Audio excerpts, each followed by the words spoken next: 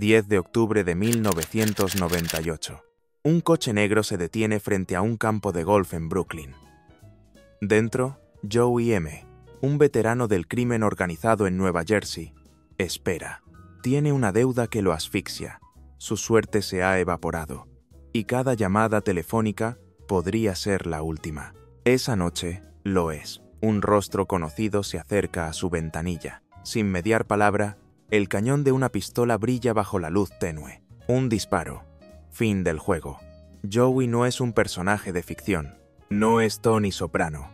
Pero su historia, y la de su mundo, inspiraron una de las series más influyentes de la televisión moderna. Esta es la verdadera historia. Territorio dividido. La guerra silenciosa por el control de Nueva Jersey. En las sombras del norte de Nueva Jersey, entre apuestas clandestinas, traiciones silenciosas y ejecuciones a sangre fría, se levantó una organización criminal que durante décadas operó al margen del respeto, pero nunca del poder. Mientras Nueva York acaparaba los focos y la fama, esta familia construía un imperio desde las grietas del anonimato. Hoy desenterramos su historia, desde sus orígenes sicilianos hasta su caída en manos del FBI, pasando por guerras internas, alianzas con los Gambino y un sangriento legado de silencio y lealtad. A comienzos de los años 30, el estado de Nueva Jersey era un tablero dividido por múltiples piezas del crimen organizado. Algunos grupos eran locales, nacidos en los barrios obreros de la región. Otros llegaban con el peso y la influencia de las grandes familias mafiosas de Nueva York y Filadelfia. Mientras los jefes neoyorquinos como Giuseppe Meria y Gaetano Rana consolidaban sus operaciones en el norte del estado, los vínculos con la mafia judía y las redes criminales de Manhattan complicaban aún más el equilibrio del poder. Desde el sur, la familia de Filadelfia, liderada por Salvatore Sabella, también disputaba el control de rutas, puertos y negocios clandestinos. Pero los verdaderos reyes de Nueva Jersey eran dos figuras enfrentadas. Por un lado, Gaspare D'Amico, que gobernaba con puño firme desde Newark con el respaldo de Nueva York. Por el otro, Stefano Badami, el silencioso pero calculador jefe de Elizabeth. Gaspare había nacido en 1886 en un pequeño pueblo siciliano. Junto a su hermano, emigró a Estados Unidos buscando fortuna. Lo encontró entre el alcohol prohibido de la ley seca, formando un grupo de contrabandistas que, con los años, evolucionaría hasta convertirse en una temida organización criminal. Stefano Badami nació en Corleone, Palermo, en 1888. Pasó su juventud en Sicilia, casándose con una mujer de su pueblo antes de partir rumbo a América. En poco tiempo, se convirtió en una figura influyente, construyendo su poder desde Elizabeth, en el corazón de Nueva Jersey. Durante los años de la Prohibición, el crimen organizado en Nueva Jersey era todo menos organizado. Mientras Badami controlaba la ciudad de Elizabeth, D'Amico expandía sus negocios desde Nueva York. Ambos traficaban alcohol, burlando la ley seca y enfrentando a sus respectivas facciones por el control de rutas y territorios. La tensión alcanzó su punto máximo con el estallido de la Guerra de Castellammare, un violento conflicto entre las facciones mafiosas más poderosas de Nueva York. El enfrentamiento terminó en abril de 1931, cuando Salvatore Maranzano emergió como vencedor y se autoproclamó Capo di tutti capi, el jefe de todos los jefes, reestructurando el crimen neoyorquino en 5 familias. La victoria de Maranzano trajo consigo consecuencias inmediatas. Badami fue reconocido oficialmente como jefe de la organización de Elizabeth, pero el poder en la mafia raramente perdura. El 10 de septiembre de 1931, Maranzano fue asesinado brutalmente en su oficina por 4 sicarios disfrazados de agentes federales. El golpe había sido orquestado por Charles Lucky Luciano, su antiguo aliado, que ahora se volvía en su contra. Tras el asesinato de Maranzano, la purga alcanzó a sus simpatizantes. Entre los objetivos, Stefano Badami.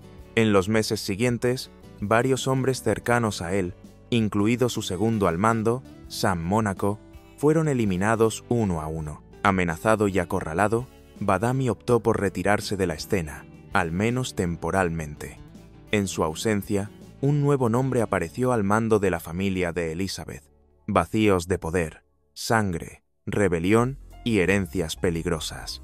En 1935, un antiguo aliado de Maranzano llamado Vano Tria comenzó a trazar un plan ambicioso: tomar el control de la mafia del norte de Nueva Jersey por la fuerza. Tria era un veterano del crimen, curtido en la guerra de Castellamare. A los 26 años ya tenía sangre en sus manos. Había asesinado a un prestamista que le exigía una deuda imposible de saldar. Su ascenso fue rápido, y aunque respaldó al bando vencedor en el conflicto mafioso de Nueva York, la muerte de Maranzano dejó su posición en el limbo. Tria, convencido de que le habían arrebatado su derecho al poder, decidió tomar lo que consideraba suyo. Pero el 22 de agosto de 1935, antes de ejecutar su venganza, fue asesinado. Se sospecha que los hombres de D'Amico estuvieron detrás del crimen. Con su muerte, el norte de Nueva Jersey se sumió una vez más en el caos. 2 años después, otro nombre emergió: Joseph Profaci, jefe siciliano de una influyente familia mafiosa, intentó eliminar a D'Amico. Aunque no se confirmó su participación, muchos creían que un empresario con fuertes conexiones había financiado el atentado por lealtades antiguas con Maranzano. El mensaje fue claro: D'Amico ya no era intocable. Enfrentado a enemigos demasiado poderosos, abandonó Estados Unidos y huyó a Sicilia. Su salida dejó un nuevo vacío en el liderazgo. Fue entonces cuando la familia del norte de Nueva Jersey designó a su nuevo jefe oficial, Filippo Amari, antiguo segundo de Badami. Amari dirigió sus esfuerzos hacia la extorsión sindical, el contrabando y el narcotráfico en la región de Nueva York. Sin embargo, su mandato sería breve. Las viejas tensiones entre Nueva York y Elizabeth volvieron a surgir. En menos de 2 años, una rebelión interna se gestaba silenciosamente. Tras la caída de Amari, quien también terminó huyendo a Sicilia, la organización volvió a quedar sin liderazgo. El vacío fue ocupado por Nick Delmore, un mafioso tradicionalista oriundo de Nicosia, Sicilia, que había servido como segundo al mando en la familia. A diferencia de sus predecesores, Delmore no generó controversia. Su perfil discreto y su reputación como hombre respetable ayudaron a calmar las tensiones internas. Bajo su mando, la familia de Elizabeth comenzó a consolidarse como una estructura criminal plenamente funcional, aunque siempre bajo la sombra de las grandes familias neoyorquinas. Para finales de los años 50, el grupo contaba con entre 30 y 35 miembros oficialmente iniciados, convirtiéndola en una de las familias más pequeñas del país. Esa condición, junto a su ubicación y falta de renombre histórico, hacía que desde Nueva York los vieran más como una sucursal que como una familia de pleno derecho. De hecho, cuando aspirantes no lograban ser aceptados por las 5 familias, a menudo eran derivados a Nueva Jersey, una señal inequívoca de su lugar en la jerarquía. Aún así, la familia mantenía una silla en la Comisión del Crimen Organizado y estuvo representada en la famosa Cumbre de Apalachín en 1957, organizada por Vito Genovese. Nick Delmore asistió acompañado por el capitán Fran Moretti y el subjefe Luis Laraso.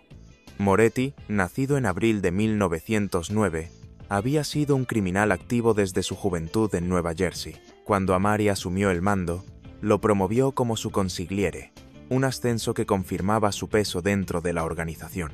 Pero con la llegada de Delmore al poder, Moretti fue degradado nuevamente al rango de capo. A regañadientes, aceptó el descenso.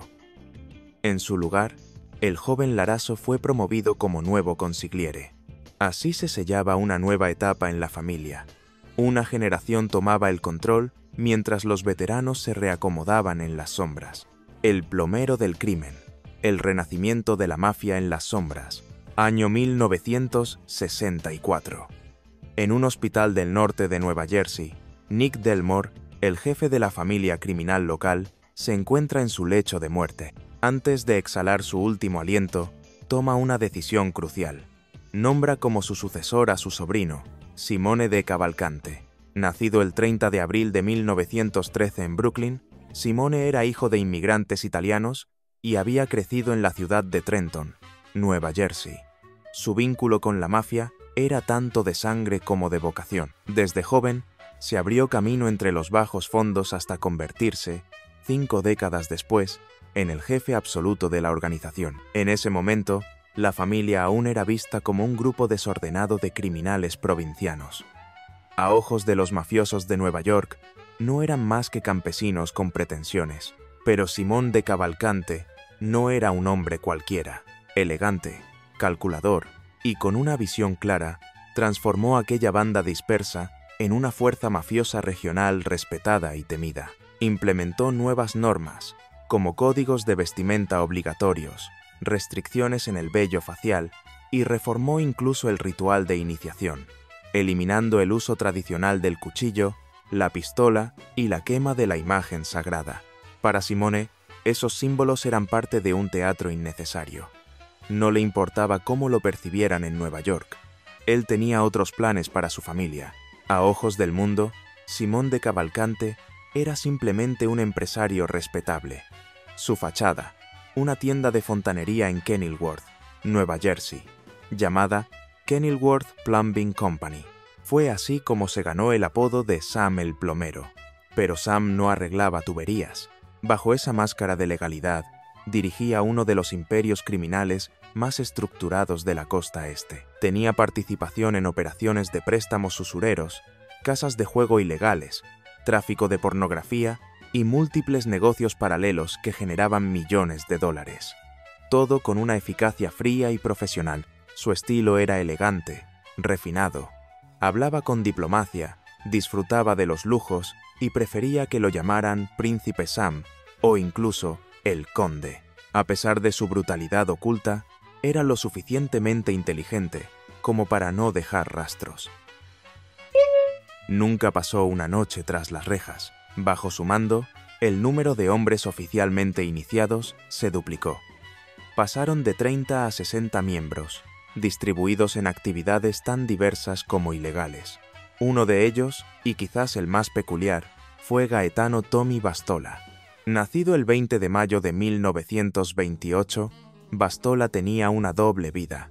Por un lado, mafioso. Por otro, un actor clave en la industria musical. Comenzó su carrera criminal a los 18 años, con un robo en Nueva York. Fue detenido, pero su juventud le valió una condena leve y salió bajo libertad condicional. Ya en los años 50, se infiltró en el negocio de la música y utilizó su influencia mafiosa para manipular el mercado. Con sede en Brooklyn, Bastola se convirtió en promotor de músicos populares y fue pieza clave en el crecimiento del sello Roulette Records, fundado por Maurice Levy en 1957. La compañía prosperó rápidamente, abarcando géneros como el doo-wop, y Bastola incluso aparecía como coautor de numerosos éxitos. Pero su negocio más rentable no eran las canciones, sino las copias ilegales. La falsificación de discos le generó más de $500,000. La carrera de Bastola comenzó a desmoronarse en 1960, cuando fue condenado a 1 año de prisión por falsificación de marcas registradas. 5 años después, volvió a ser arrestado por robo y pasó una larga temporada tras las rejas. Mientras tanto, la familia de Cavalcante seguía su curso. Simone promovió a nuevos hombres clave en un intento por mantener el equilibrio interno. Louis Larasso fue confirmado como subjefe, mientras que Charles Mayuri fue nombrado consigliere. La decisión fue bien recibida. Representaba una nueva generación dentro de la organización. Ese mismo año, un pedido llegó desde la cima de la mafia de Nueva York.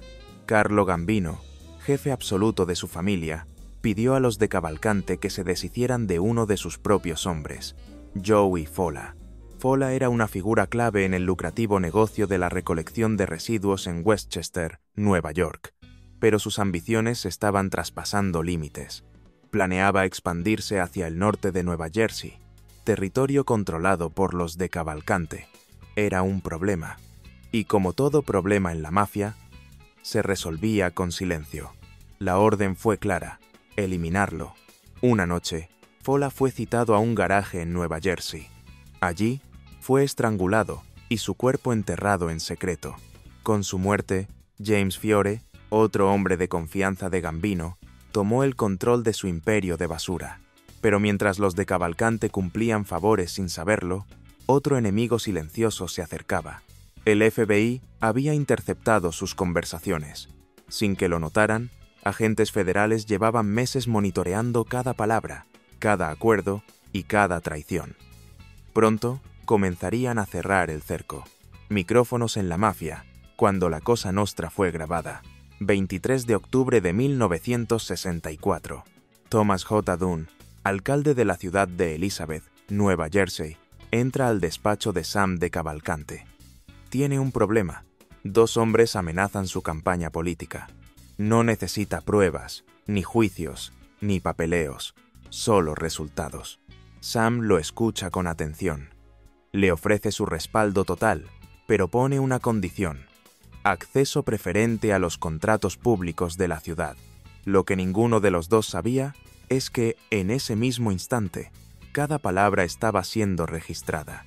Entre 1961 y 1965, el FBI llevó a cabo una de las operaciones de vigilancia más audaces de su historia. Instalaron micrófonos ocultos en 4 ubicaciones estratégicas de Nueva Jersey y Pensilvania. Uno de ellos justo dentro de Kenilworth Plumbing Company, el cuartel general camuflado de Cavalcante. Las grabaciones capturaron conversaciones directas entre el jefe mafioso y sus hombres de confianza. Pero no era el único objetivo.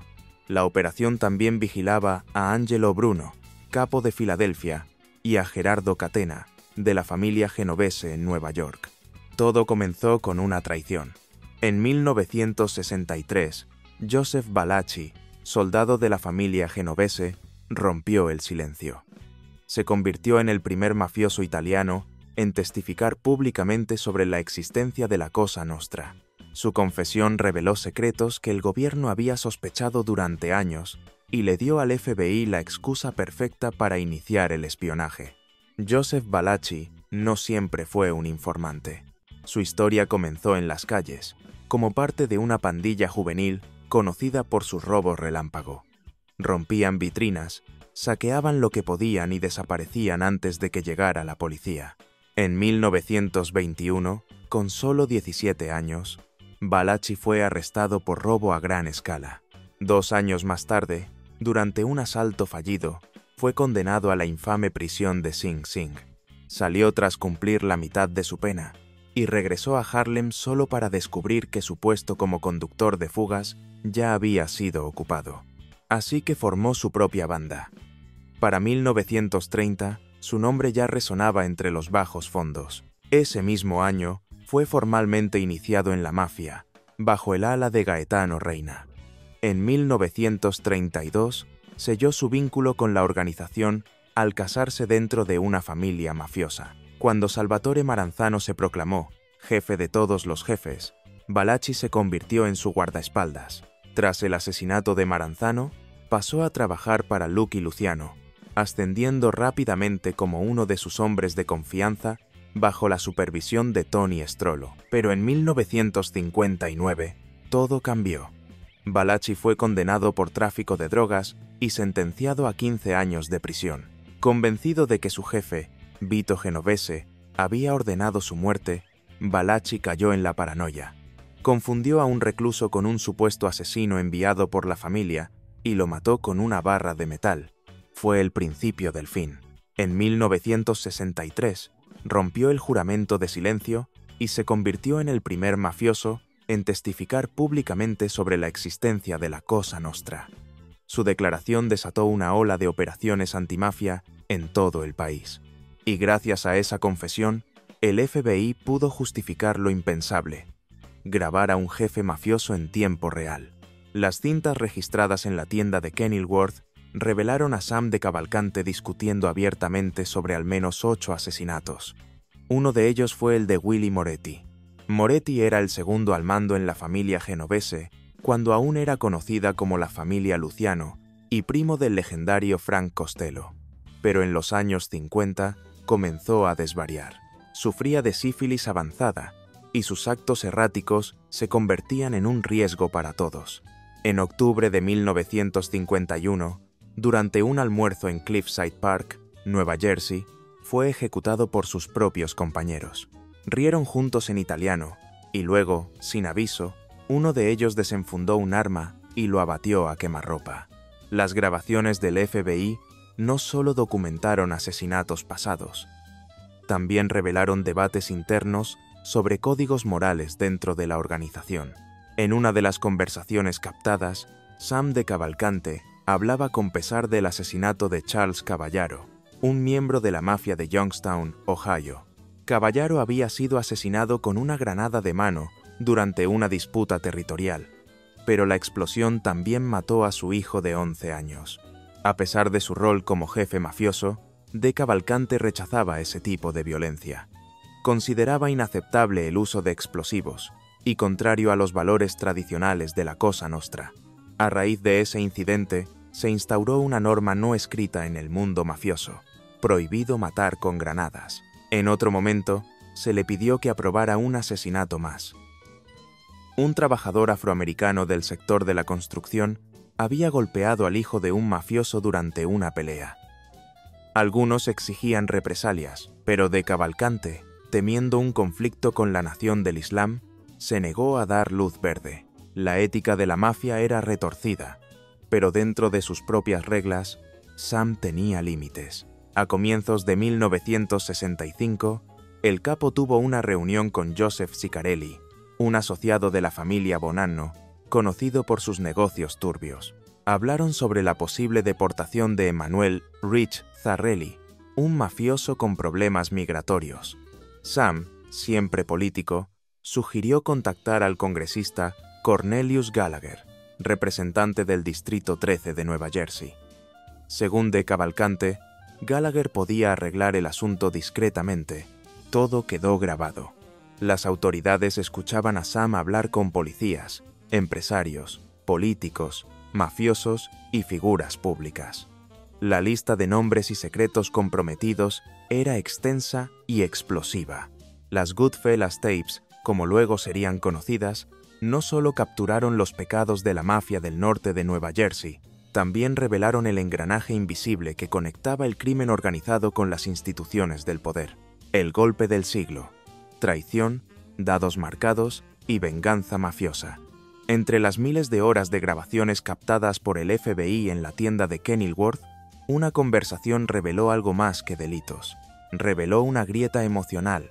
Sam de Cavalcante, por primera vez, dejaba entrever su desencanto con la propia Cosa Nostra. Todo comenzó cuando Carlo Gambino, uno de los jefes más influyentes de Nueva York, negó el respaldo a la familia de Cavalcante durante una votación clave en la comisión. En lugar de apoyar a los de Nueva Jersey, Gambino respaldó a Joe Colombo, su protegido y líder de una familia emergente. Sam no lo digirió bien. En una grabación, se lo escucha claramente. Colombo es como un niño. Hace todo lo que Carlo quiere. Cuanto más ves, más te decepcionas. La lealtad en la mafia era un arma de doble filo, y Sam empezaba a sentir su filo en carne propia. Pero mientras su fe se resquebrajaba, la maquinaria del crimen seguía funcionando. En 1966, dos de sus hombres de confianza, Gaetano Bastola y Daniel Annunziata, fueron enviados a una partida clandestina de dados en un motel de Pensilvania. El plan era simple, pero brillante. Entraron como jugadores comunes.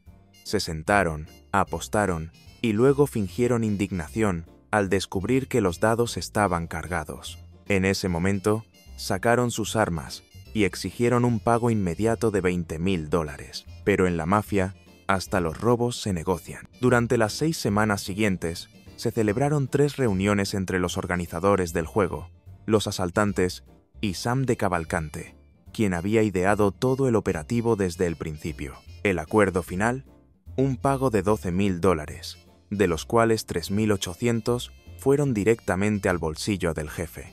El golpe en el motel no pasó desapercibido. La operación había sido tan meticulosamente ejecutada que, irónicamente, fue su perfección lo que levantó sospechas. Poco después, Sam de Cavalcante y su socio Bruno fueron arrestados y procesados por falsificación de licencias de conducir. Pero eso era solo el comienzo. En marzo del año siguiente, de Cavalcante, Bastola y Annunziata fueron formalmente acusados de conspirar para violar leyes federales de extorsión. El caso formaba parte de una investigación federal que llevaba 17 meses en marcha. Las grabaciones realizadas en Kenilworth habían dado sus frutos. El FBI irrumpió en la tienda y encontró 4 armas ilegales.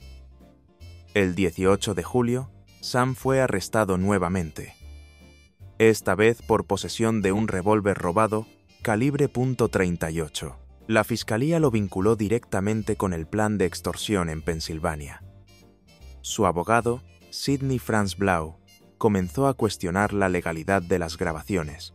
El 17 de enero de 1969 solicitó acceso completo a las pruebas y recibió un dossier explosivo, 2.300 páginas transcritas de las Goodfellas Tapes.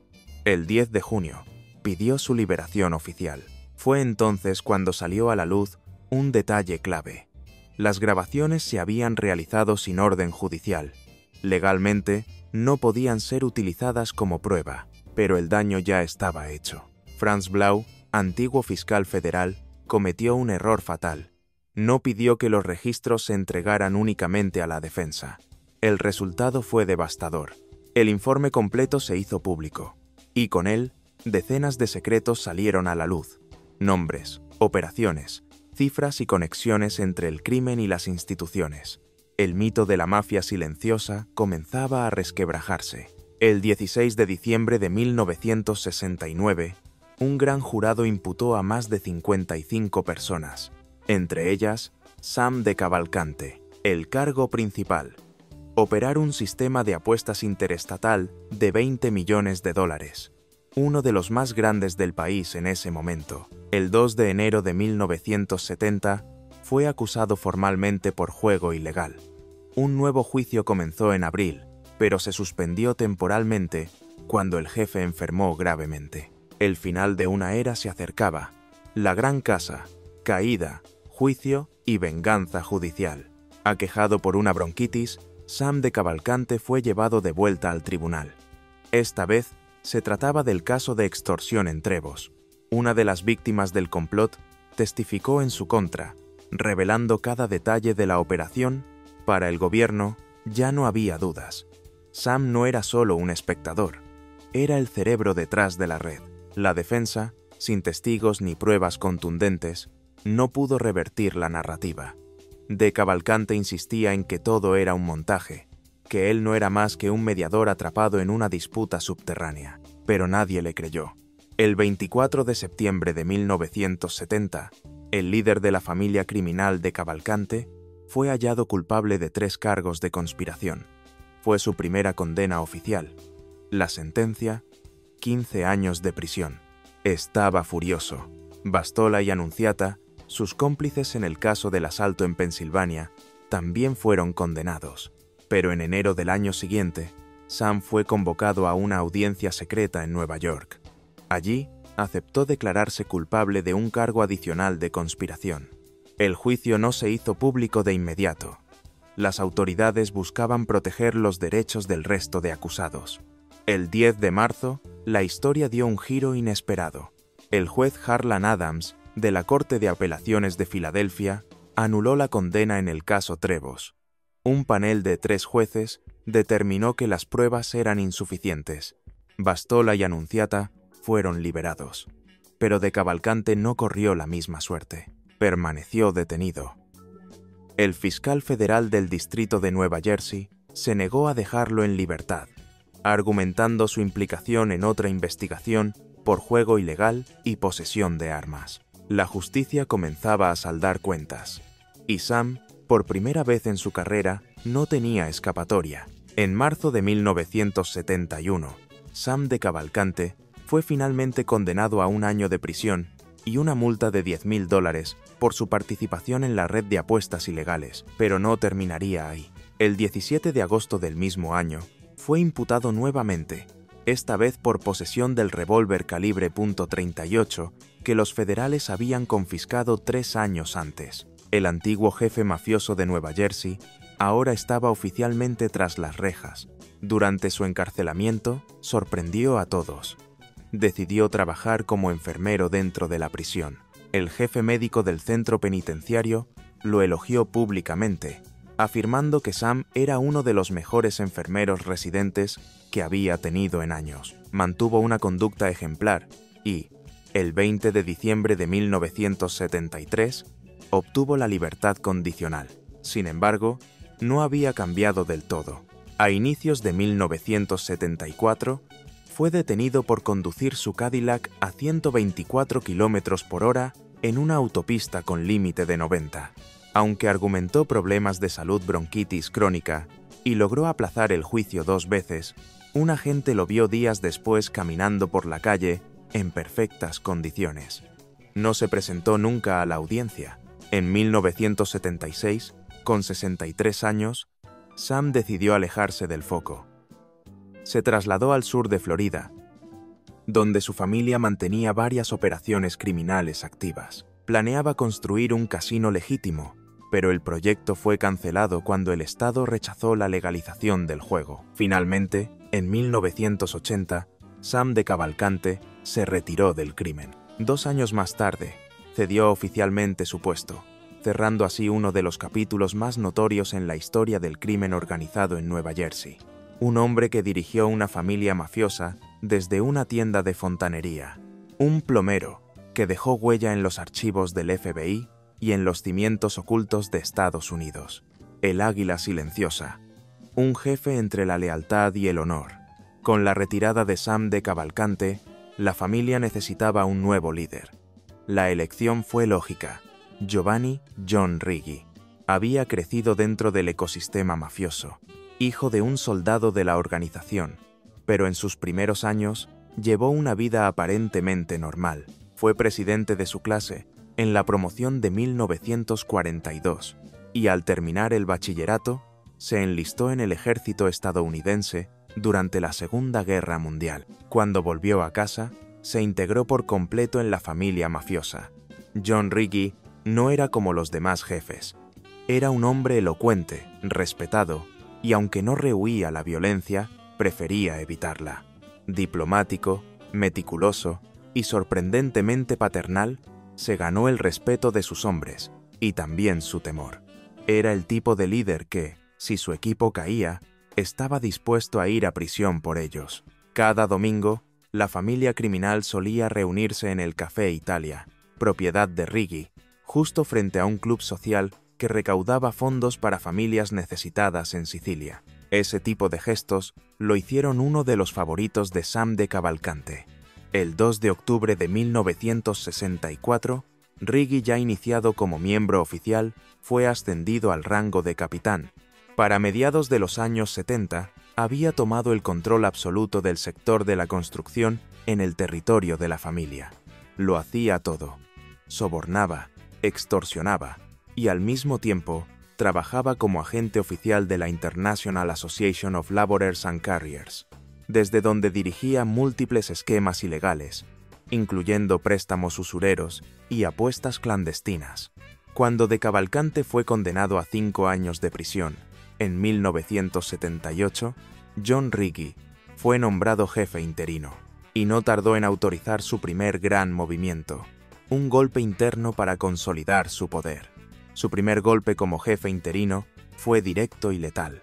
La víctima, John Sorato, un miembro de bajo perfil dentro de la organización y tío político de Vincent Palermo, quien más adelante se convertiría en una de las figuras centrales de la familia. Sorato pasaba sus días en la calle, envuelto en pequeños negocios, y mantenía una disputa familiar irresuelta con su hermana. Una noche, mientras estaba sentado en su coche, Vincent Palermo y su hermano Patsy se le acercaron y abrieron fuego sin advertencia. Lo mataron al instante. El mensaje era claro: los tiempos estaban cambiando. Poco después, la policía encontró otro cadáver. Esta vez era Vincenzo Soria, un empresario local hallado bajo el puente Goethals en Elizabeth. Se había enfrentado a otro miembro de la organización y en ese mundo, eso era motivo suficiente para desaparecer. Ya como jefe pleno, John Riggi emprendió una reestructuración profunda de la familia. Restauró rituales olvidados, como la quema de la carta sagrada durante las ceremonias de iniciación, y reordenó la jerarquía. Sus antiguos rivales Charles Mahuri y Luis Laraso fueron progresivamente desplazados. Uno de los movimientos más significativos fue el retiro de Moretti del cargo de consigliere. En su lugar, nombró a Stefano Steve Vitabile, un hombre que había ingresado en la década del 70 bajo la tutela del propio Riggi. Con el tiempo, Vitabile se consolidaría como una de las figuras más temidas de la organización. Tras la muerte de Moretti en 1983, su hijo Charles heredó el control de su equipo. Pero su poder fue diluyéndose, víctima del mismo desgaste que había afectado a su padre desde los años 60. Finalmente, el puesto fue entregado a Vincent Palermo, un gángster experimentado, hábil y ambicioso, cuya historia apenas comenzaba a escribirse y que pronto cambiaría el rumbo de la familia para siempre. Vincent Palermo, el asesino silencioso, 13 de septiembre de 1960. En un pequeño bar de Elizabeth, Nueva Jersey, llamado Thinney's Tavern, Alfonso Colicchio, el dueño del local, se encuentra tras la barra cuando Vincent Palermo entra con varios hombres. Sin previo aviso, comienzan a golpearlo brutalmente. Colicchio intenta defenderse, pero Palermo saca una pistola y dispara. El crimen no fue improvisado. La orden había venido directamente del entonces jefe de la familia, Nick Delmore. Días antes, el dueño del bar había tenido la osadía de faltarle el respeto en público. En la mafia, eso era una sentencia de muerte. Sin embargo, Palermo actuó con precaución. Mantuvo el asesinato fuera del radar, protegido por su estatus familiar. Era cuñado de un miembro importante de la organización. Su silencio fue su escudo. Durante los años siguientes, Palermo ascendió con sigilo. Para principios de los años 80, ya había sido promovido a subjefe de la familia. Luis Laraso, hombre de carácter explosivo, no estaba de acuerdo con ese ascenso. Pero la decisión no pasó por él. Por entonces, John Riggi lideraba uno de los esquemas más rentables del crimen organizado, el control sindical. Lo hacía junto a Joe Murray y Joseph Spagnuolo, dos capitanes de peso. Entre los tres, movían millones de dólares al año. Riggi era cuidadoso. Nunca decía nada incriminatorio por teléfono. Evitaba las conversaciones comprometidas, incluso en persona. De hecho, recorría kilómetros solo para hablar desde cabinas públicas, usando frases cortas y precisas. En la calle, nunca se comportaba como un jefe. No levantaba la voz, no llamaba la atención. Y tal como su protegido, Palermo sabía cuándo atacar y cuándo desaparecer. John Riggi mantenía su perfil tan bajo que incluso en situaciones de riesgo calculaba cada movimiento. En una ocasión, contactó a un empresario local y le pidió reunirse en el restaurante de un hotel en Linden. Pero el empresario, colaborador secreto de las autoridades, alertó a la Fuerza Especial contra el crimen organizado de Nueva Jersey. La policía colocó un micrófono oculto en la mesa asignada. Cuando Riggi llegó, fue conducido directamente a ese punto. Afuera, agentes monitoreaban cada palabra. Durante la conversación, Riggi mencionó que Nueva Jersey era muy favorable a los sindicatos. Una frase aparentemente inocente, pero para los investigadores, confirmaba sus vínculos con el control sindical. En medio de la charla, varios líderes sindicales presentes en el restaurante se acercaron a saludarlo con deferencia. El empresario, impresionado por la escena, comenzó a colaborar abiertamente con Riggi después de esa reunión. Riggi, sin embargo, era plenamente consciente de que su momento llegaría. Sabía que tarde o temprano terminaría en prisión. Comenzó a prepararse mental y físicamente. Pasaba horas solo, en habitaciones vacías, meditando. Empezó a entrenar su cuerpo y también a cerrar deudas pendientes. En un gesto poco común, viajó hasta Orange con otro mafioso. Allí, visitó a un viejo carnicero cuya vida había salvado años atrás. Nunca le había pedido nada. Si alguna vez acabo en prisión, cuida de mi familia. En 1986, Riggi fue nombrado presidente del Union Council 30 y consultor del local 394, dos posiciones clave que usaba como fachada para ampliar su influencia en el sector de la construcción. Aquello se convertiría en el raqueteo más rentable de toda la organización, pero la calma tenía los días contados. En 1988, una nueva fuerza emergía con violencia. John Gotti, el implacable jefe de la familia Gambino, estaba a punto de imponer su dominio en el norte de Nueva Jersey. El equilibrio de poder estaba a punto de romperse. Los Gambino, sombra de Nueva York, filo en Nueva Jersey. 16 de diciembre de 1985. Paul Castellano, jefe supremo de la familia Gambino, se sienta en su Lincoln 1985 frente al Steakhouse Sparks, en Manhattan. Está acompañado por su lugarteniente Thomas Bilotti. La nieve cae lentamente sobre Nueva York. Cuando el vehículo se detiene junto a la acera, 3 figuras armadas emergen de la oscuridad y abren fuego. Una lluvia de balas atraviesa los cuerpos de Castellano y Bilotti, dejándolos muertos en plena calle. A escasos metros, dentro de un coche de vidrios polarizados, John Gotti y su mano derecha, Sammy, The Bull, Gravano, observan en silencio. Así comenzó el reinado de Gotti. 2 años después, en 1987, un conflicto inesperado lo acercaría a la familia de Cavalcante. Gaetano Bastola fue arrestado por agredir a un ejecutivo discográfico que se negó a pagar extorsión. En prisión, conoció a Gotti. El nuevo jefe de los Gambino pronto empezó a desconfiar de Bastola. Temía que cooperara con el gobierno. Gotti pidió a John Riggi que lo eliminara, pero Riggi se negó. Esa negativa cambió la relación entre ambas familias. El 4 de enero de 1988, el cuerpo de Vincent Rotondo, un miembro prominente de los de Cavalcante, fue hallado dentro de su coche en Brooklyn, acribillado a balazos. Rotondo manejaba importantes raqueteos sindicales en la ciudad y, según algunos, ambicionaba el control total de la organización. Riggi no dudó. Había que eliminarlo antes de que actuara. Al funeral asistieron tanto miembros de los de Cavalcante como enviados de los Gambino. Aparentemente, la relación entre Gotti y Riggi era cordial. Pero ese día, Gotti llamó a Riggi a una reunión privada. Según el testimonio de Anthony Rotondo, al salir de la conversación, John Riggi estaba pálido como un cadáver. Gotti había sido claro. La familia de Cavalcante debía empezar a responder ante él. Un nuevo orden se estaba imponiendo. A finales de los años 80, John Gotti hizo una petición imposible de ignorar. Fred Weiss, un empresario con conexiones en el mundo del saneamiento, había comprado recientemente un terreno vacío en Staten Island junto a 2 mafiosos. En esa propiedad, comenzaron a arrojar residuos médicos tóxicos a gran escala. Las autoridades lo descubrieron de inmediato y abrieron una investigación. Guy se enfrentaba a un proceso judicial grave, y tanto Gotti como Riggi temían que se convirtiera en informante. Debía ser eliminado. Gotti se acercó a Riggi y le pidió un favor: encargarse del trabajo. Para el jefe de los de Cavalcante, era una oportunidad de oro para fortalecer los lazos con Nueva York. Riggi se reunió con Anthony Rotondo y le explicó la gravedad del encargo.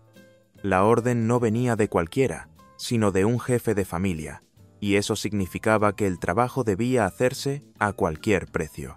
El 11 de septiembre de 1989, Vincent Palermo, Anthony Capo y una docena de mafiosos viajaron en 4 sub hasta Nueva York. Se apostaron cerca del apartamento de la novia de Weiss. Cuando Fred Weiss salió del edificio y se acercó a su vehículo, Palermo y Capo lo interceptaron y le dispararon a quemarropa. El asesinato fue rápido, limpio y decisivo. La familia de Cavalcante había cumplido con la solicitud de John Gotti, pero ni siquiera eso fue suficiente. A pesar de su eficacia y su lealtad, la familia del norte de Nueva Jersey seguía siendo vista como una simple extensión de Nueva York, una subfranquicia glorificada. Ese desprecio dolía profundamente a sus miembros, quienes ansiaban reconocimiento como una familia mafiosa, legítima e independiente. Para empeorar las cosas, a comienzos de los años 90, una serie de investigaciones judiciales comenzó a desestabilizar a la organización.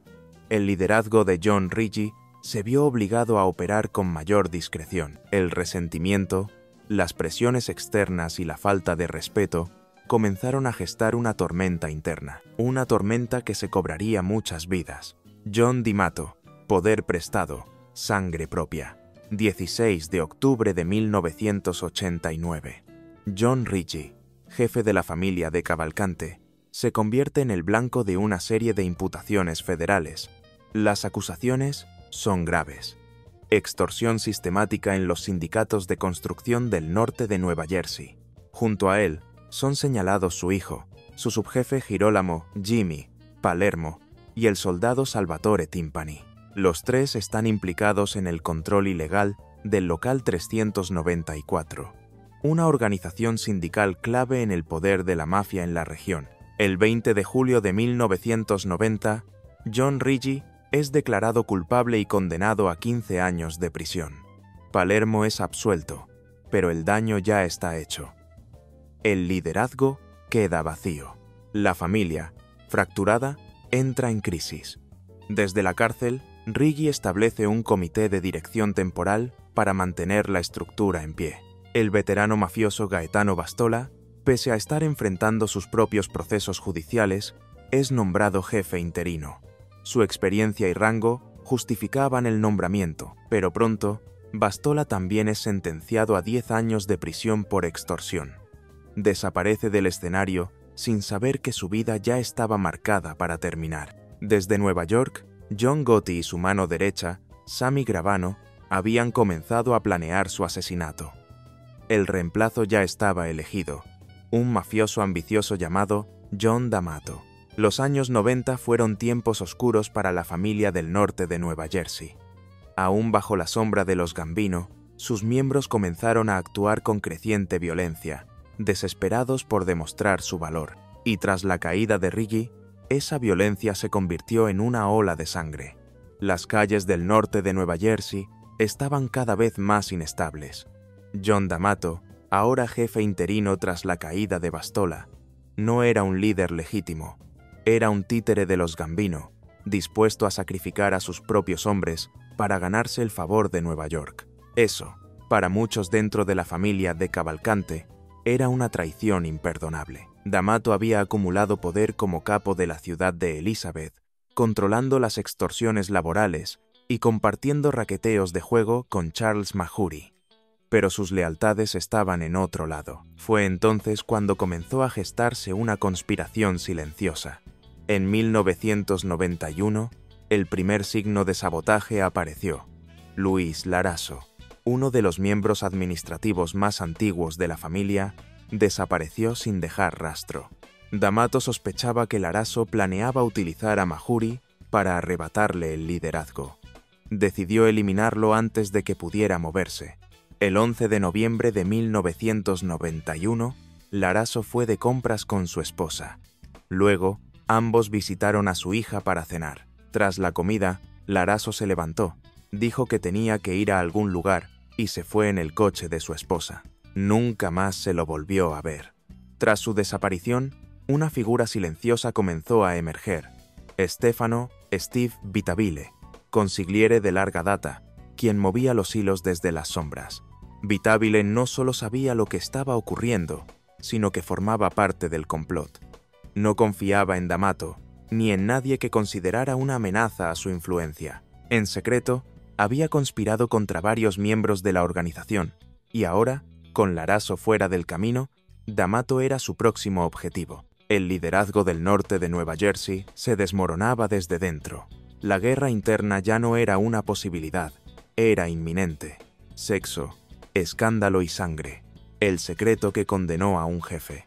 Finales de 1991. La familia de Cavalcante está sumida en un conflicto violento y creciente. Los cadáveres se acumulan, las alianzas se rompen, y los soldados comienzan a volverse contra sus propios jefes.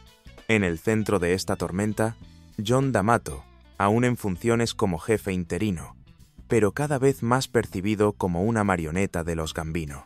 Mientras D'Amato maniobraba para mantenerse en pie, una revelación inesperada selló su destino. Anthony Rotondo, un miembro con acceso a los círculos internos de poder, mantenía una relación con una mujer que, tras una discusión violenta, reveló un secreto comprometedor. Según ella, D'Amato asistía regularmente a clubes de intercambio sexual en Manhattan, donde no solo participaba en orgías, sino que también mantenía relaciones con hombres. Rotondo no tardó en contar lo que había oído. La información llegó rápidamente a Anthony Capo, un capitán con intenciones claras de deshacerse de D'Amato, y encontró en aquel escándalo la excusa perfecta. En la cultura mafiosa, la homosexualidad no era solo tabú. Era considerada una amenaza directa a la autoridad del jefe y al respeto de la organización ante sus pares de Nueva York. D'Amato ya era visto como débil. Este rumor lo convertía en un problema que debía ser eliminado. Capo, Palermo y otros comenzaron a planear el golpe. Mientras tanto, el consigliere Stefano Vitabile viajó hasta el Centro Correccional Federal de Butler, donde John Riggi cumplía su condena. Allí le informó de todo: los rumores, la indignación entre los capitanes y la propuesta de asesinato. Riggi no se opuso.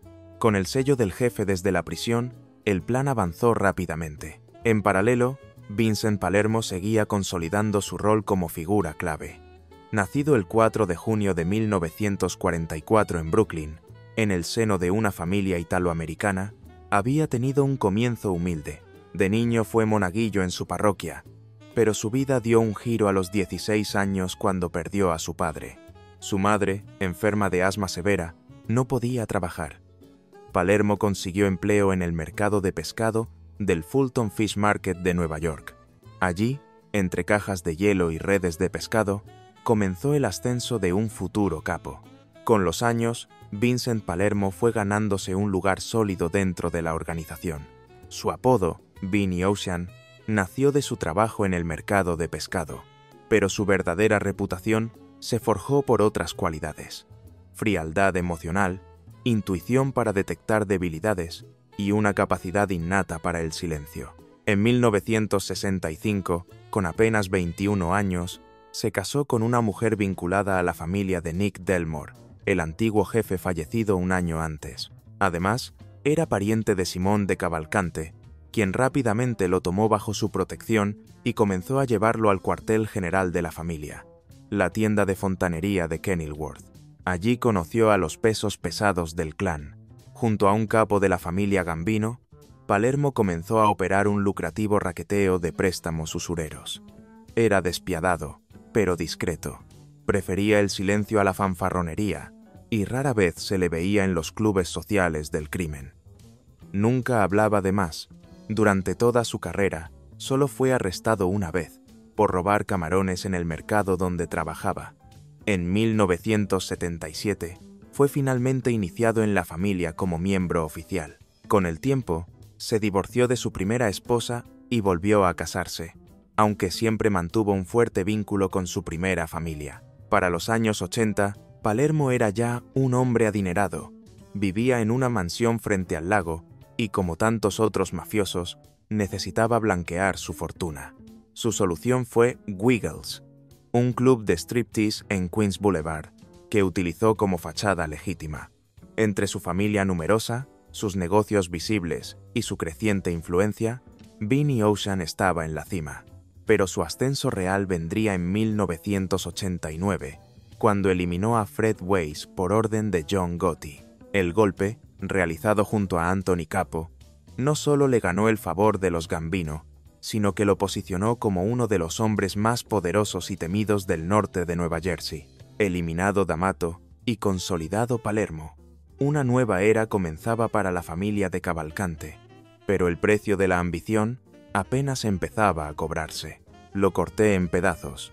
El sicario de los de Cavalcante. Anthony Capo nació en 1959, en Staten Island, Nueva York, en el seno de una familia italiana. Aunque completó la secundaria, su interés por los estudios era escaso. Intentó convertirse en técnico en desamiantado, pero pagó a otro para que rindiera su examen final. El resultado, un diploma falso y 0 conocimientos reales. Pero su futuro no estaba en los libros. A finales de los años 80, Capo fue oficialmente identificado por las autoridades como miembro de la familia de Cavalcante, entonces bajo la influencia directa de John Riggi. Con el tiempo, Capo construyó su propio equipo operativo en Nueva York, demostrando su valía como ejecutor. Paralelamente, gestionaba un esquema de préstamos usureros junto a Joseph Watts, un asociado germano-italiano de alto rango vinculado a los Gambino. La operación, activa entre 1986 y 1994, generó más de $12 millones. Pero el verdadero legado de Capo no eran sus finanzas, sino su brutalidad. Adicto a la cocaína, impulsivo y violento, era el tipo de mafioso que los jefes llamaban cuando alguien debía ser castigado de forma ejemplar. Usaba armas, cuchillos, puños, y no se molestaba en ocultarlo. Su reputación creció entre sus pares por algo más. Le encantaba contar sus crímenes. En una conversación grabada por las autoridades, se lo escucha alardear con orgullo de cómo atacó a un hombre que le debía dinero. El relato es crudo, directo y aterrador. En la grabación, Anthony Capo narra con satisfacción cómo el deudor entró gritando a su bar, exigiendo el dinero que le había prestado. Le partí la cara. No murió, pero lo destrocé. Lo corté por todas partes. Quedó hecho trizas, como carne para perro. Luego lo tiré en el maletero del coche. Así hablaba un hombre que había convertido la violencia en su carta de presentación. Enero de 1992. La cúpula de la familia de Cavalcante, tras meses de tensiones internas, decide en secreto eliminar a John D'Amato, su jefe interino. El motivo: una combinación explosiva de factores, su sumisión a los Gambino, sus escándalos sexuales y la creciente desconfianza entre sus propios hombres. Según las normas tradicionales de la Cosa Nostra, un golpe contra un jefe debía ser aprobado por la comisión, el máximo órgano mafioso. Pero esta vez optaron por el silencio. No querían alertar a John Gotti ni generar interferencias desde Nueva York. La decisión estaba tomada: matar a D'Amato sin permiso y sin aviso. D'Amato había regresado a Brooklyn tras un viaje a Florida y visitaba a su novia cuando recibió una llamada de Anthony Capo. Lo invitó a almorzar. D'Amato aceptó, sin sospechar nada. Caminó hasta la esquina donde Capo y otro mafioso, Víctor de Chiara, lo esperaban en un coche. Subió al asiento trasero y dijo tranquilamente: «Vamos a comer». Pero mientras de Chiara comenzaba a conducir, Capo desde el asiento del copiloto se giró con una pistola en la mano. ¡Bam! Un disparo al rostro. D'Amato murió al instante. Llevaron su cuerpo a una casa segura, donde Capo y Anthony Rotondo lo abandonaron para que otros se deshicieran de él. En su chaqueta hallaron $5,000 en efectivo, que Capo le entregó a De Chiara como compensación por el coche, ahora cubierto de sangre.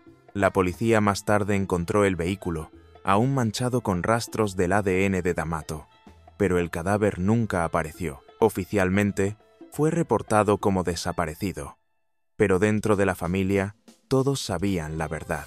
Con su eliminación, el cargo de jefe volvió a manos de su predecesor interino, Girolamo Jimmy Palermo. El reinado de D'Amato había terminado en el asiento trasero de un coche, y con él se cerraba uno de los capítulos más caóticos y peligrosos en la historia de la familia de Cavalcante: cáncer de estómago. El jefe que nunca debería haber sido. Giuseppe Jo Amari nació el 14 de marzo de 1945 en Raffadali, Sicilia. En su juventud vivió el lado más oscuro de su tierra natal. Según los informes, llegó a asesinar a un policía en la localidad de Corleone, que en ese entonces estaba bajo el control de uno de los capos más despiadados de la mafia siciliana. Tras el crimen, huyó a Estados Unidos, donde su verdadera historia comenzaría. Con el tiempo, Amari se ganó una reputación temida y respetada.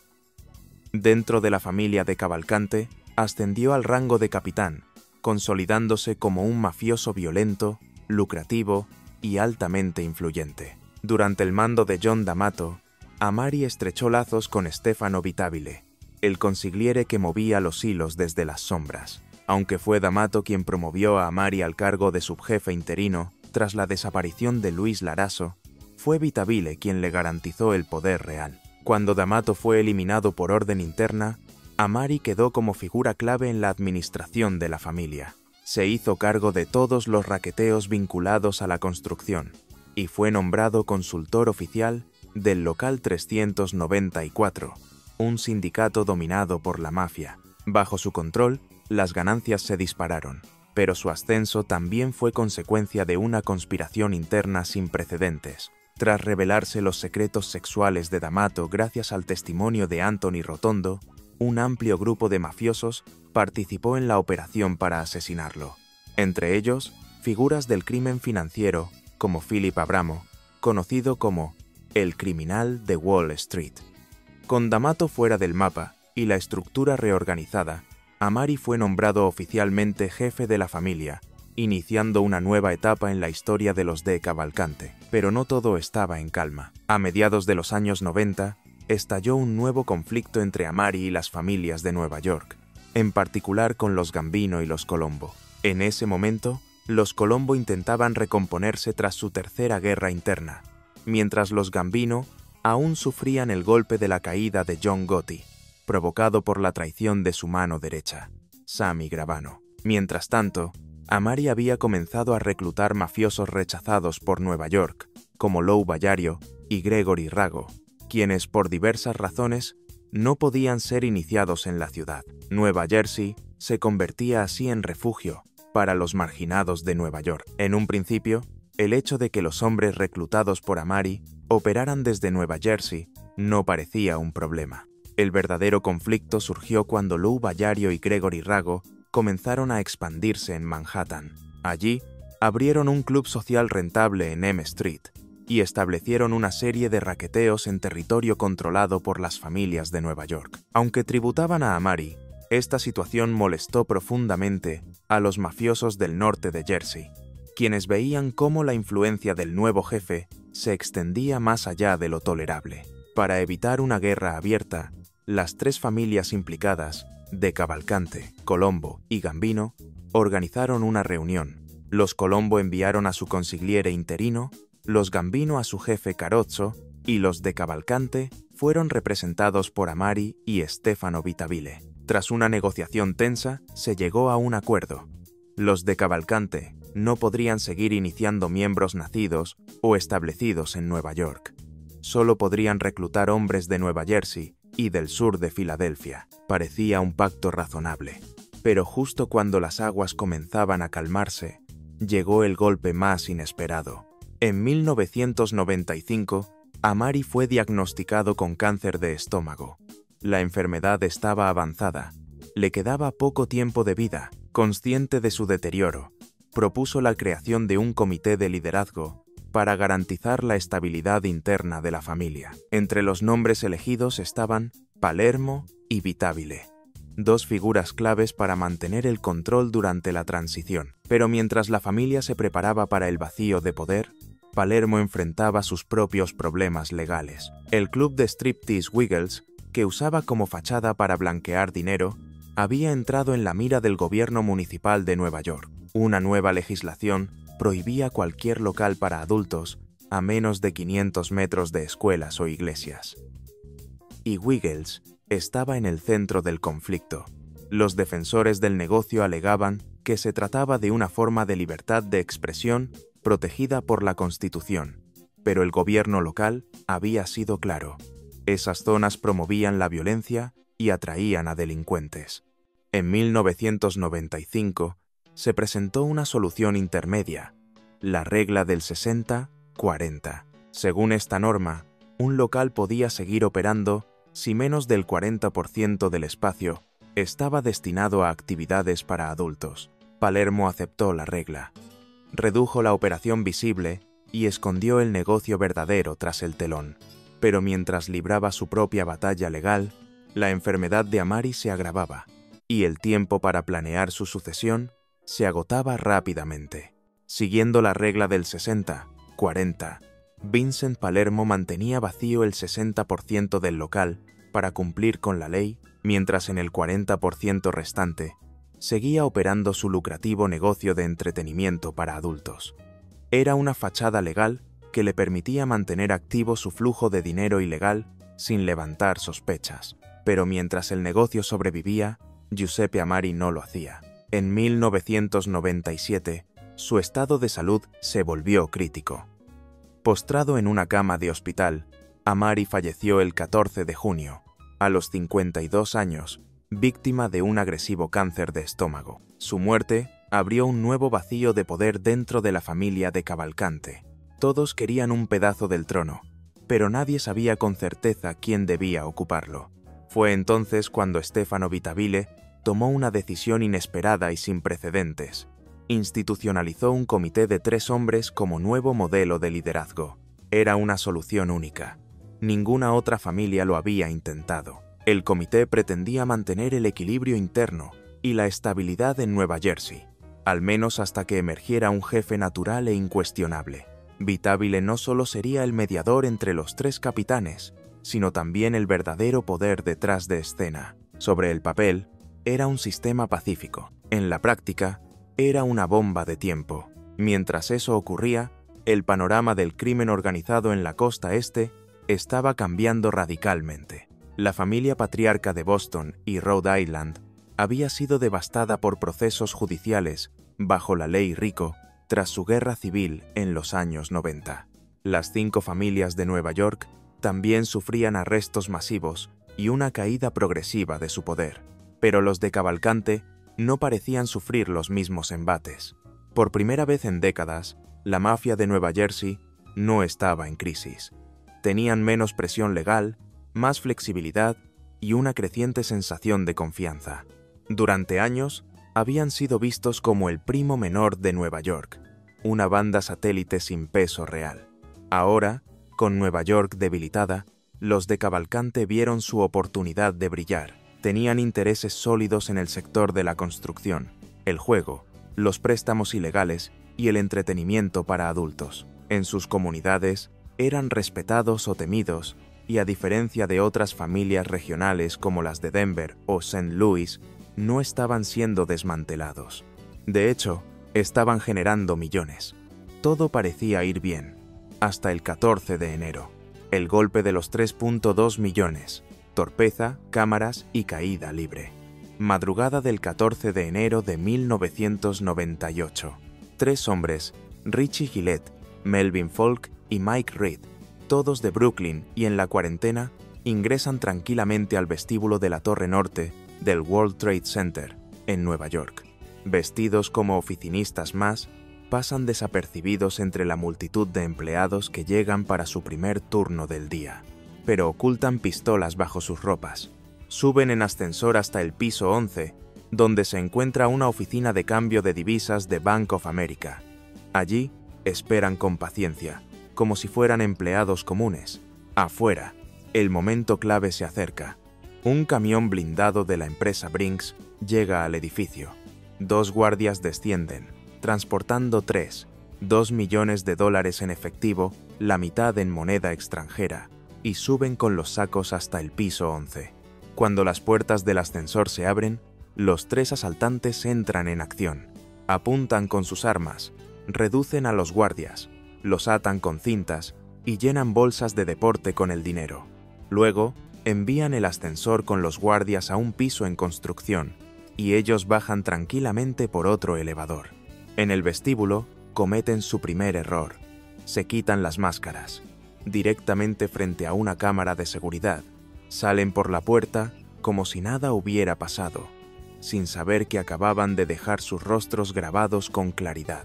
Además, solo habían robado la mitad del dinero, creyendo que todos los billetes eran dólares estadounidenses, pero buena parte era moneda extranjera, mucho más difícil de mover.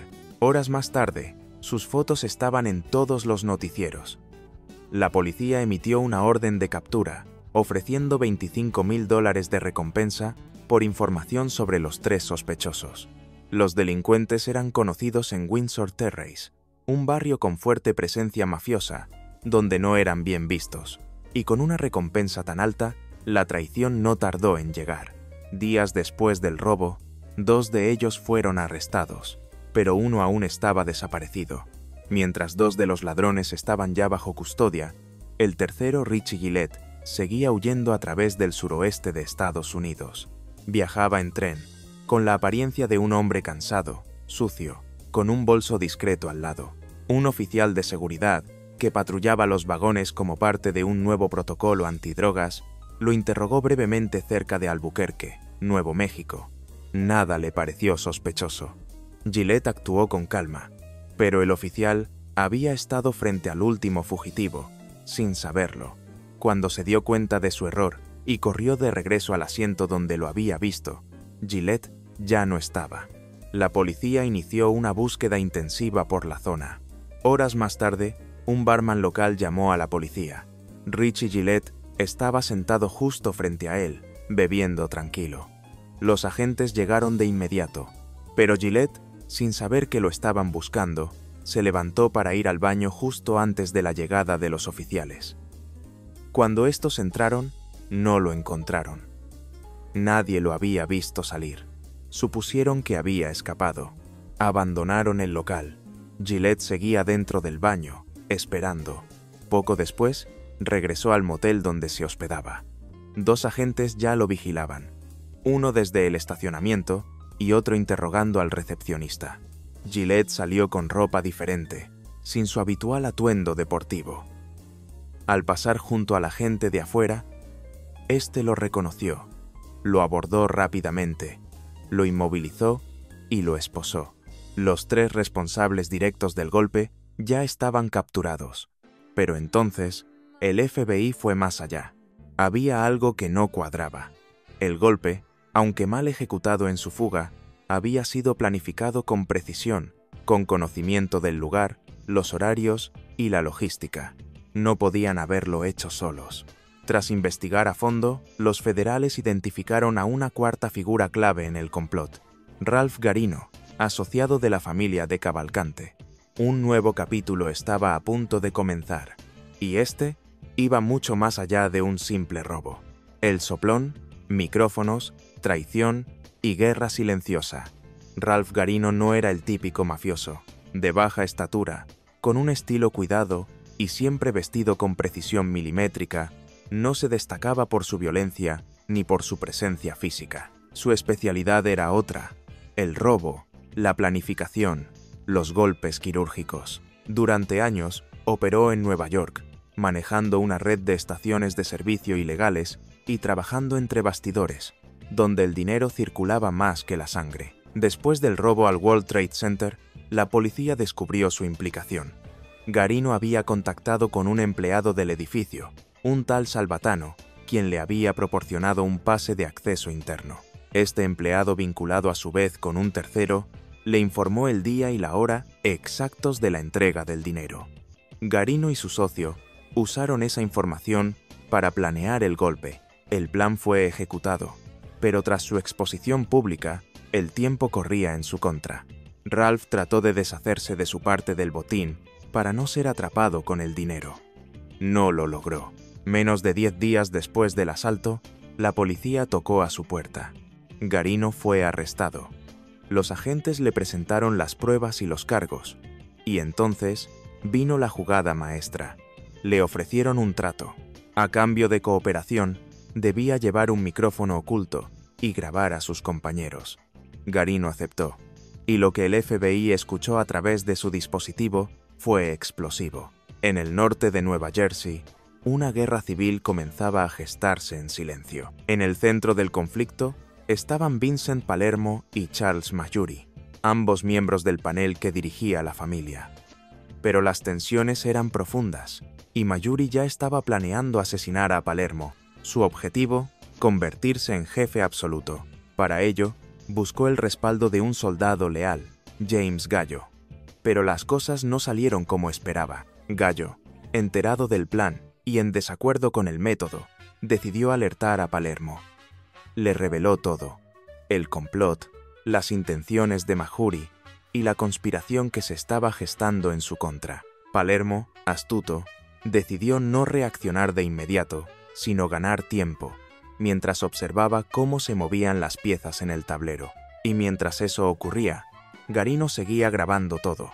El FBI, satisfecho con la efectividad de Ralph Garino como informante, le entregó un lote de teléfonos móviles con micrófonos ocultos. La idea era simple. Garino debía presentarlos como aparatos ilegales y no rastreables para las operaciones de la organización. Él cumplió. Se dirigió a una carnicería en Elizabeth, Nueva Jersey, un punto habitual de encuentro para los mafiosos, y entregó varios de esos teléfonos a hombres de confianza.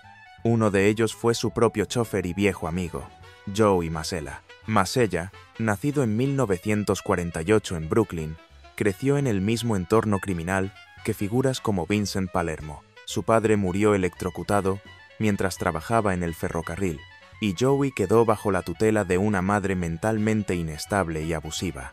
Desde joven, se involucró en actividades delictivas, y Palermo, viendo algo de sí mismo en él, lo tomó bajo su protección.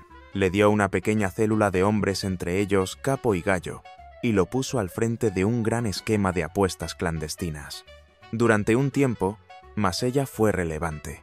El dinero fluía, su posición era sólida, y actuaba como guardaespaldas personal de Palermo. Pero los años lo desgastaron. Después de casarse, se mudó a Staten Island y cayó en una espiral de adicción al juego. Sus negocios comenzaron a tambalearse, sus deudas crecieron y la fortuna se desvaneció. Para finales de los años 90 debía más de $450,000 a usureros y vivía aterrado, escondido, incapaz de salir de casa. Mientras tanto, Garino, a quien ahora él mismo conducía, hablaba abiertamente en el coche sobre dinero, oportunidades y negocios, sin saber que el FBI escuchaba cada palabra. Los dos pasaban juntos casi todo el día. El vehículo era su oficina móvil y su tumba. Palermo, cansado del caos y la incompetencia de Masella, ya tenía preparada su solución, y tomaría forma en una figura conocida, Charles Mayuri, La Mancha. Traición, miedo y el precio final. Vincent Palermo sentía que el peligro se acercaba.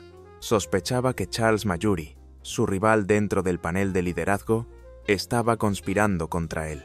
Temiendo por su vida, Palermo decidió adelantarse.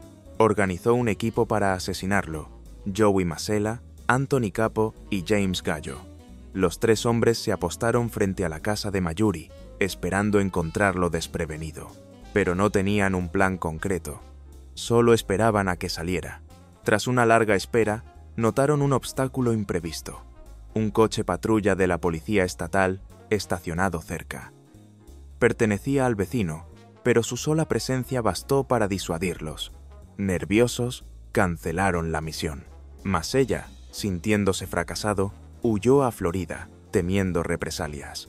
Desde allá, llamó a Palermo para informarle que no continuaría con el plan. Con eso, su última oportunidad de ascenso dentro de la organización desapareció. Había fallado. Ya no podía aspirar a ser un miembro de pleno derecho, ni recuperar el favor de su mentor. Palermo, ya más tranquilo, reevaluó la amenaza de Mayuri. Llegó a la conclusión de que no representaba un peligro real. Tenía el apoyo de los capitanes, y, aunque el liderazgo era técnicamente compartido, él era quien realmente movía los hilos. El contrato contra Mayuri fue cancelado, pero con Joey Masella la historia sería diferente. Para los mafiosos de Nueva Jersey, Masella se había convertido en una vergüenza, un hombre débil, endeudado, impulsivo y desacreditado. Su mera existencia comenzaba a ser una amenaza para la imagen y el control de la familia. Palermo sabía que había que actuar. El 10 de octubre de 1998, Masella recibió una llamada de Steve, un corredor de apuestas vinculado a la mafia que le debía dinero. Le dijo que tenía $10,000 en efectivo para entregarle y le dio un punto de encuentro. Masella montó en su coche y condujo hasta el lugar indicado, pero no había nadie allí. En su interior, algo comenzó a sonar mal. Recibió otra llamada, una nueva ubicación. Sin más opciones, se dirigió al lugar. Cuando llegó, Greg, uno de los hombres de confianza de Palermo, lo esperaba con varios más. Masella comprendió de inmediato. ¡Bam! Un disparo. Masella fue trasladado de urgencia al hospital, pero ya era demasiado tarde. La historia de Joey Masella terminó aquella noche, pero la de Ralph Garino estaba por llegar a un callejón sin salida. Tras el asesinato de Masella, Vincent Palermo inició una reestructuración profunda. Sabía que si quería transformar a los de Cavalcante en una familia mafiosa, legítima y respetada, debía cortar con los errores del pasado y limpiar las debilidades internas. Para ello, recurrió a Joseph Sclafani, un mafioso de la vieja escuela, conocido por su experiencia, discreción y mano firme. Sclafani fue designado para controlar a Garino y estabilizar las operaciones. Al menos en apariencia, la familia entró en una etapa de renovación y orden bajo el liderazgo de Palermo, pero la calma sería efímera.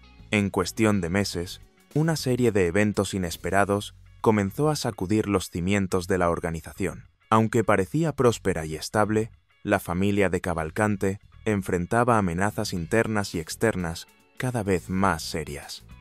Las autoridades intensificaban su vigilancia, las rivalidades internas resurgían, y la mala gestión se hacía cada vez más evidente. La aparente solidez de la organización empezaba a resquebrajarse, y así, casi sin aviso, los primeros signos de su declive definitivo se manifestaron.